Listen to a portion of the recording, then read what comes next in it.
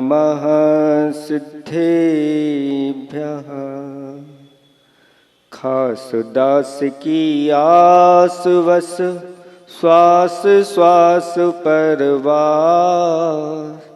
पास करो मत दास को उदास का दास।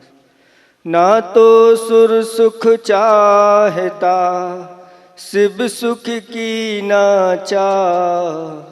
तो थुति सरवर में सदा होवे मम अवगाह। देवादिदेव 1008 कैवल्य कमलापति श्री आदिनाथ भगवान की। परम देवादिदेव 1008 चैतन्य चमत्कारी चिंतामणि पार्श्वनाथ भगवान की। देवादिदेव 1008 वर्तमान शासन नायक महावीर भगवान की। परम पूज्य 108 आचार्य प्रवर गुरुवर श्री विद्यासागर जी महामुनिराज की। 3,9 करोड़ मुनिराजों की। सिद्ध चक्र महामंडल विधान की। धर्म स्नेही भवात्माओं, अभी प्रश्न किया गया कि धर्म का स्वरूप क्या है, और धर्म के अनेक रूप होने से लोग समझ नहीं पाते कि धर्म वास्तव क्या है। वास्तव में धर्म का स्वरूप तो ये है, अपने स्वभाव को प्राप्त कर लेना। ये धर्म का सर्वश्रेष्ठ स्वरूप है। लेकिन अपने स्वभाव को प्राप्त करने के लिए हमें अनेक रूपों में धर्म करना पड़ता है। आचार्य भगवंतों ने कहा है कि जैसे भी हो हमें अपने स्वरूप की प्राप्ति होना चाहिए।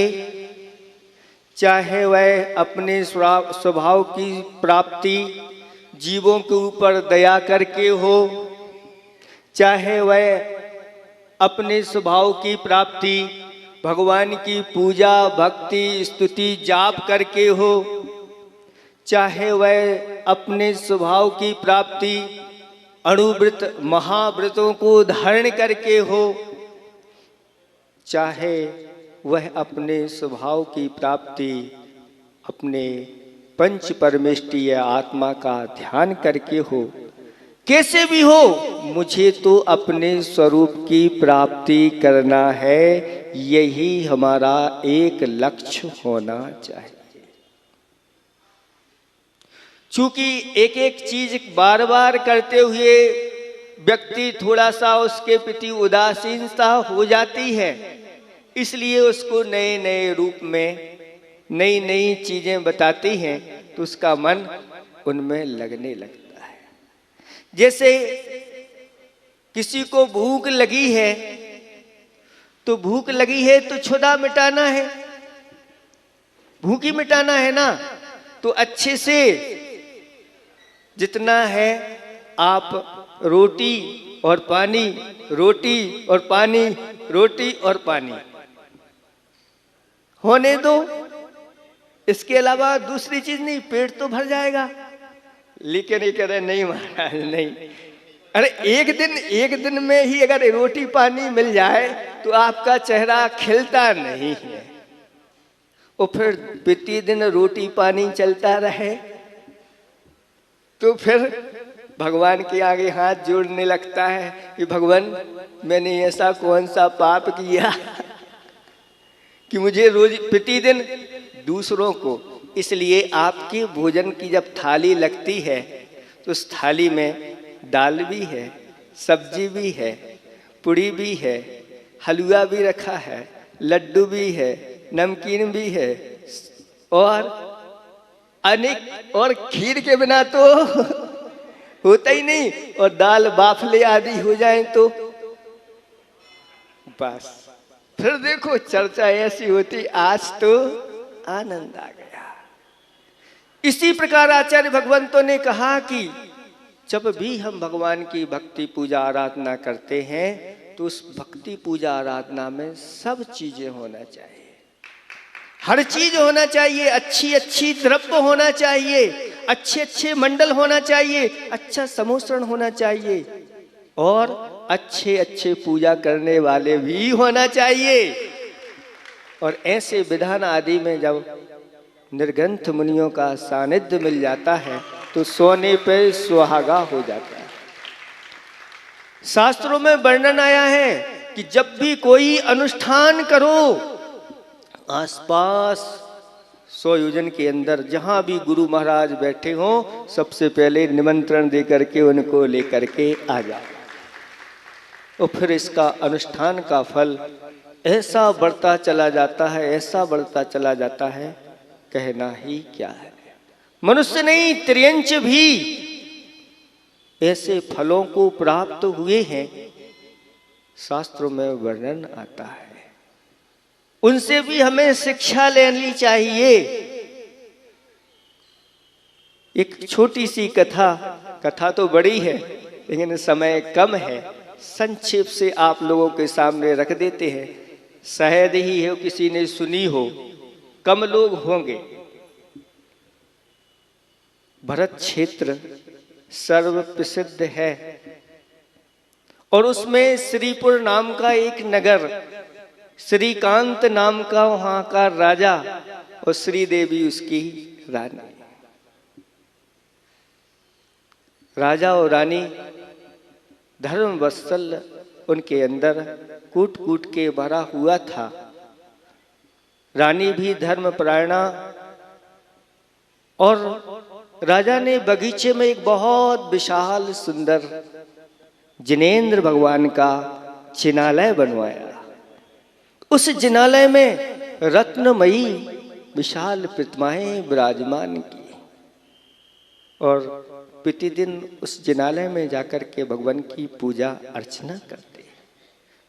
उस मंदिर के सामने एक विशाल वृक्ष, जिस वृक्ष पर अनेक पक्षी आते, रैन बसेरा करते और चले जाते।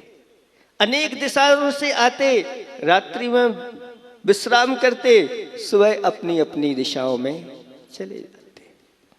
जैसे वह वृक्ष उपदेश दे रहा हो कि संसार में संसारी प्राणी ऐसे ही चारों गतियों से जीव आते हैं। एक कुल है, उस कुल में ये एक परिवार में मान लो 4 सदस्य हैं, हो सकता है वो चारों सदस्य चारों गतियों से आए हो। कोई नरक से निकल के आया हो, कोई त्रिंच गति से निकल करके आया हो, कोई मनुष्य गति से आया हो, कोई देव गति से आया हो।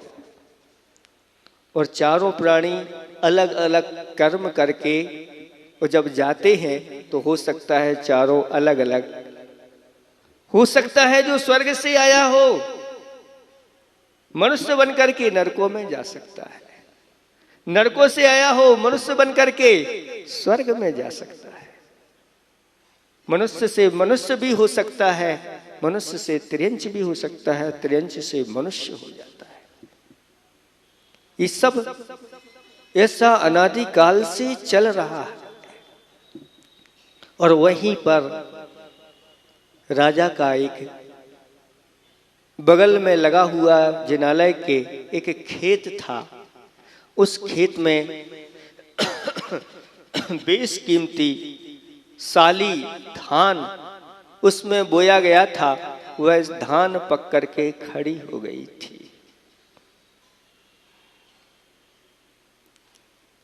उस वृक्ष के ऊपर एक तोता तोती का जोड़ा रहता था और तोती के गर्भ में जब संतान आई तो उसको दोहला उत्पन्न हुआ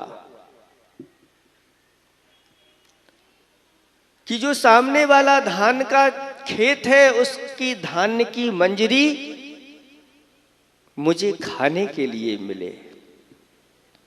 और तोते से उसने निवेदन किया कि मुझे वो धान कि मंजरी चाहिए, मेरी बहुत प्रबल इच्छा हो रही है, आप उस इच्छा को पूरी करिए। ऐसी बात जब तोते के सामने रखी गई तो तोते का शरीर सुन्न पड़ गया। क्यों? क्योंकि वह राजा का खेत था और विचार करता है कि वहां किसी की छाया भी जा नहीं सकती, फिर मैं कैसे जाऊंगा? वहां पहरेदार बैठे रहते हैं और अगर पकड़ा गया तो क्या होगा? वह कहता है ये काम तो बहुत मुश्किल है। तोती कहती है आपका मेरे प्रति स्नेह संशयित है। आपने नहीं देखा कि एक पति अपनी पत्नी के लिए क्या नहीं करता, यहां तक कि प्राण देते हुए भी देखे गए हैं, और आप मेरे लिए इतना भी नहीं कर सकते। बस इतना कहा नहीं कि तोता बस चढ़ गया और कहता है मैं लाके, चाहे प्राण चले जाए लाके दूंगा। और गया और एक मंजरी उसमें से तोड़ी और तोड़ करके आ गया। पकड़ा नहीं गया, बच गया, बहुत खुश हुआ और उसको दे दिया गया। अब तोता प्रतिदिन ये कार्य करने लगा। एक बार हो गया, अब प्रतिदिन लाता और उसको देता, प्रतिदिन लाता। इस तरह से करते करते उस खेत का एक कोना खाली हो गया। राजा एक बार खेत का निरीक्षण करने के लिए आया और देखा कि खेत एक कोना खाली क्यों है। पूछा, और जब वहां के जो रक्षक थे उनसे पूछा तो वो भी घबरा गए कि अब राजा से क्या कहें। राजन क्या बताएं, एक तोता आता है, बहुत मना करने पर, रोकने पर भी वह तोता मानता नहीं और लेकर के उड़ जाता है। राजा ने कहा जैसे भी हो उस तोते को कल मेरे सामने उपस्थित करो। और जाल बिछा दिया गया। अब तोता फिर गया और जाल में फंस गया और तोता पकड़ा गया और राजा के सामने उसको पेश कर दिया गया। और राजा ने कहा इसको अब प्राण दंड दिया जाए। इतना कहा नहीं कि इतने में तोती का जीव वह राजमहल में पहुंच गया और जाकर के राजा के चरणों में वह रोने लगी, गिड़गिड़ाने लगी और अपनी भाषा में वह कुछ कहने लगे। उस समय वहां पर कुछ पक्षियों की भाषा को जानने वाले लोग भी थे और वह जो तोती कह रही थी उसको जानने वाले, जो भाषा को जानने वाले थे, राजा को बता दिया कि राजन यह तोती कह रही है कि इसमें मेरे स्वामी का कोई दोष नहीं है, इसमें तो मैं दोषी हूं। मैंने ही प्रेरणा दी थी इनके लिए और मुझे ये चाहिए थी, इसलिए प्राण दंड मुझे दिया जाए। तब राजा कहता है कि इस तोते ने स्त्री के लिए ऐसा क्यों किया, इतना बड़ा अपराध कर दिया। तो तोती कहती है राजन स्त्री के लिए यह संसारी प्राणी क्या क्या नहीं करता। इस सब कुछ संसार बसा है तो स्त्रियों के लिए ही बसा है। बड़े बड़े महायुद्ध हुए हैं तो वो सब स्त्रियों के पीछे ही हुए। स्त्री के लिए यह संसारी प्राणी अपना बचपन ऊपर से जाता है, जैसे ही जवान होता है 2 पैर का होता है और विवाह हो जाता है तो 4 पैर हो जाते हैं। और जब एक कोई संतान आती है तो 6 पैर वाला हो जाता है। और फिर एक आध और आ जाए तो 8 पैर का हो जाता है। 2 पैर का तो कौन होता है मनुष्य, 4 पैर का कौन होता है, 6 पैर का कौन होता है, षटपदी भौरा कहलाता है। और 8 पैर किसके होते हैं, तो मकड़ी के 8 पैर होते हैं। और वह फंसता चला जाता है। स्त्री के लिए वह क्या नहीं करता, विदेश में जाकर के भी धन कमाता है। स्त्रियों के लिए माता पिता से भी बैर भाव धारण कर लेता, भाई भाई में झगड़ा हो जाता है। क्या नहीं होता राजन, ये सब स्त्री के लिए होता है। आप मेरे दोष देख रहे हैं, यह संसारी प्राणी दूसरों के छोटे छोटे दोष तो देखता है, लेकिन अपने बड़े बड़े दोष नहीं देखता। उसको जाति स्मरण हो गया तोती के लिए। जब तोती ने इस प्रकार से कहा, राजा क्या आप अपने बारे में नहीं जानते? तब राजा ने पूछा कि क्या तुम मेरे बारे में क्या जानती हो? तब तोती ने उसने अपनी पूरी कथा सुना दी।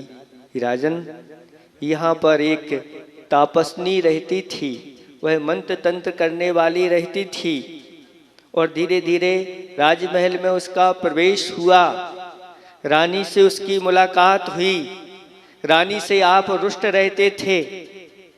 तब रानी ने मुझसे पूछा कि राजा मुझसे रुष्ट रहते हैं, राजा को कैसे मोहित किया जाए, कैसे वशीकरण किया जाए। तब उस तापसनी ने एक ऐसी औषधि दी रानी के लिए कि जाओ राजा के लिए इसको खीर में खिला देना।